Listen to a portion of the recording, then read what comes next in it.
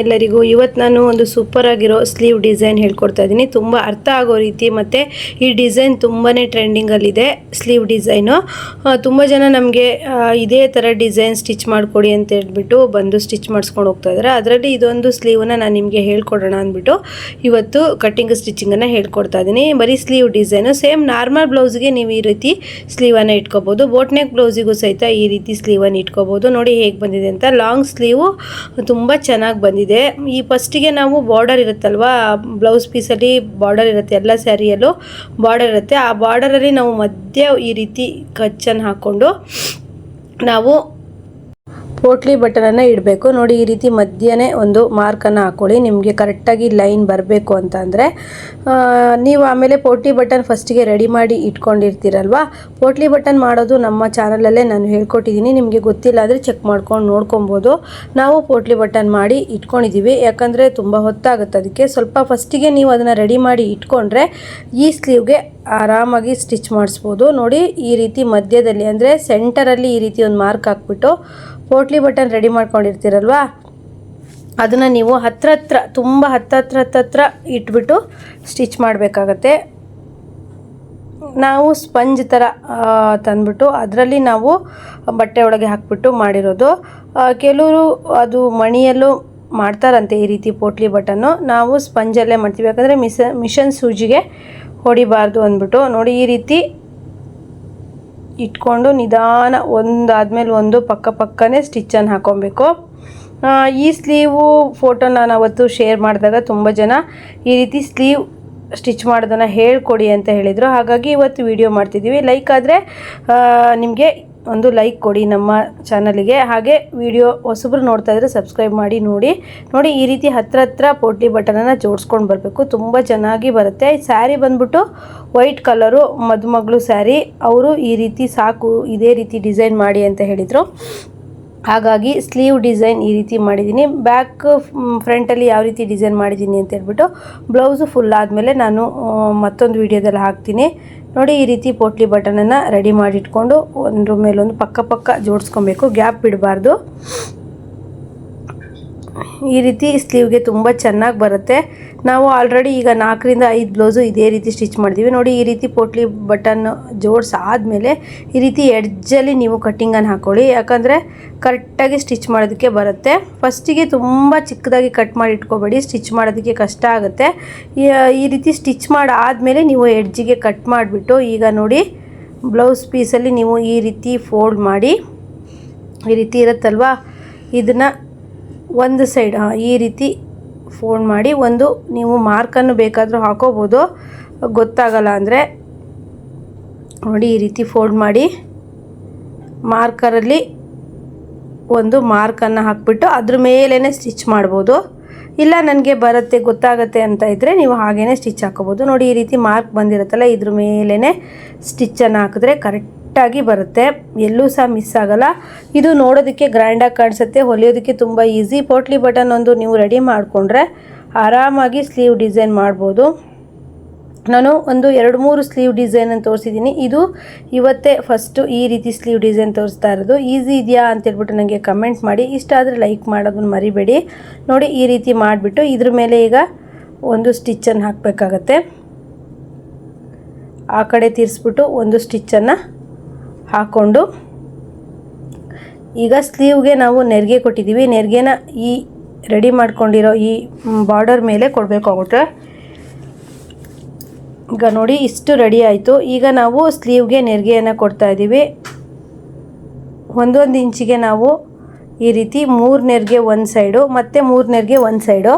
ಜಾಸ್ತಿ ಬಟ್ಟೆ ಇದ್ದರೆ, ಕಸ್ಟಮರ್ ಜಾಸ್ತಿ ನಿಮಗೆ ನೆರಿಗೆ ಬೇಕು ಅಂತ ಹೇಳಿದರೆ ನೀವು ಮಾಡ್ಕೊಬೋದು.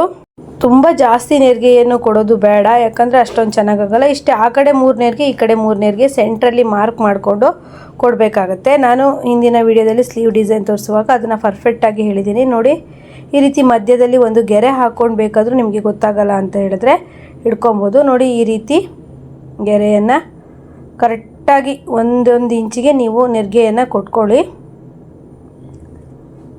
ನೀಟಾಗಿ ಬರುತ್ತೆ. ಆದರೆ ಈ ಮೆರೂನ್ ಸ್ಯಾರಿಗೆ, ವೈಟ್ ಸ್ಯಾರಿಗೆ ಈ ಡಿಸೈನ್ ತುಂಬಾ ಒಳ್ಳೆ ಕಾಂಬಿನೇಷನ್ ಆಗಿತ್ತು.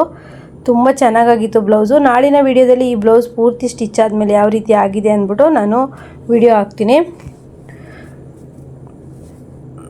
ನೋಡಿ. ಈಗ ರೆಡಿ ಆಯ್ತಲ್ವ. ಈಗ ನಾವು ಲೈನಿಂಗಲ್ಲಿ ನಾವು ಸ್ಲೀವನ್ನ ಕಟ್ ಮಾಡಿ ಇಟ್ಕೊಂಡಿದ್ದೀವಿ. ಈಗ ಪೋಟ್ಲಿ ಬಟನ್ ಕೊಟ್ಟಿರೋ ಬಾರ್ಡರ್ನ ಇದಕ್ಕೆ ಇಟ್ಬಿಟ್ಟು ನಾವು ಸ್ಟಿಚ್ ಮಾಡಬೇಕು ನೋಡಿ. ಮಧ್ಯ ಸೆಂಟರಲ್ಲಿ ಒಂದು ಮಾರ್ಕ್ ಮಾಡಿಕೊಂಡು ನೆರಿಗೆ ಕೊಟ್ಟಿರೋ ಸ್ಲೀವು ಹಾಗೂ ಪೋಟ್ಲಿ ಬಟನ್ ಮಾಡಿರೋ ಸ್ಲೀವ್ಗೆ ಮಧ್ಯೆ ಈ ರೀತಿ ನೆರಿಗೆ ಕಟ್ಸ್ ಹಾಕೊಂಡಿರ್ತೀವಲ್ಲ, ಕಟ್ಸನ್ನು ಕೊಟ್ಟಿರ್ತೀವಲ್ಲ, ಅಲ್ಲಿಗೆ ಸೆಂಟರ್ಗೆ ಇಟ್ಬಿಟ್ಟು ಸ್ಟಿಚ್ ಮಾಡ್ಕೊಬೇಕು. ನೀವು ಸ್ಲೀವ್ ಅಟ್ಯಾಚ್ ಮಾಡೋ ರೀತಿ ಆ ಕಡೆ ಅರ್ಧ ಈ ಕಡೆ ಅರ್ಧ ಬೇಕಾದರೂ ಕೊಡ್ಬೋದು, ಇಲ್ಲ ಪರವಾಗಿಲ್ಲ ಅಂತಂದರೆ ಈಗ ಯಾಸ್ಮಿನ್ ಹಿಡಿದು ಕೊಟ್ಲಲ್ಲ ಆ ರೀತಿ ಕೊಡಬೇಕಾಗತ್ತೆ